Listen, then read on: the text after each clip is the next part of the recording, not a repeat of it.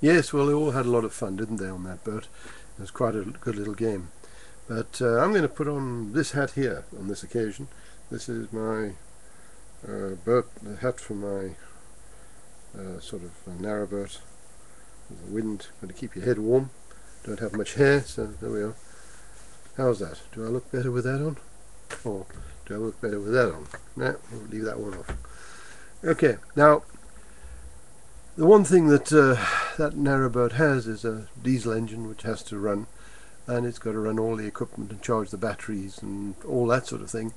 And you know, they are great fun. I mean, my brother had a narrowboat, and you know, I've done a lot of yachting in my life where we've all had to have these diesel engines to run our boats and make sure that they work. And they, you know, you charge electricity up, you get your fridges going. You also, if you have dishwashers or you have clothes washers and dryers on board like my brother had, well, you need that diesel engine more than anything else. And of course it costs a lot of money to run that. And one of the things that you know, which is a big cost, is fuel for these people. Now if you put in a thing like a fuel cell, now there are 2 or 3 different types of fuel cells, and this is one here. This one here, as you can see, it isn't that big actually. It's actually a lot smaller. But this is not a fuel cell. This here happens to be a what we call a it's a bubbler, and the other thing here is actually the fuel cell with that cap on top.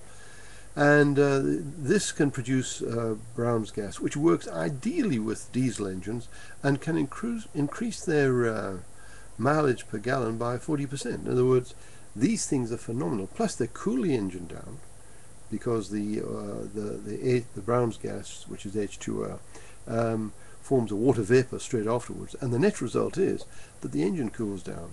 It takes out the heat out the engine, and of course it runs cleaner because if you let's look at the emissions. We put one of these things into an E2 Mercedes, and that thing it had a emissions total of about 1.8, 1.75, that's right, 1.75. And once you put the fuel cell in, they'd run it for about 10 minutes, and then they tested it again once it had been running. It had gone down to 0.85, which is less than half, and then it dropped down to 0.8, and then slightly less than that. So your emissions were down nearly 60%, between 50 and 60%. And that means you're burning more of the actual diesel, and the net result is you're using less diesel and probably saving anything between 20 and 40%, and as high as 40%. The only reason you won't get to 40% is the system isn't big enough. So my attitude is, for goodness sake, put these things on. This is for trucks and bigger engines as well. As you can see on the top here, we have what we call a header tank, and in there we've got electrolyte, and that keeps these fuel cells here constantly topped up. And you can put 3, 4 or 5 fuel cells across there, depending on the size of the engine. I mean, if you've got great big tractors and bulldozers, these massive trucks, etc., and even tugs, etc., you can save a fortune, up to 40%. So there we are. I would suggest that anybody who owns a narrowboat enjoys it even more by putting on one of these fuel cells. Now, what I want to show you here is our name and address and telephone numbers. As you can see, it's a fuel saver fuel cell, and there is the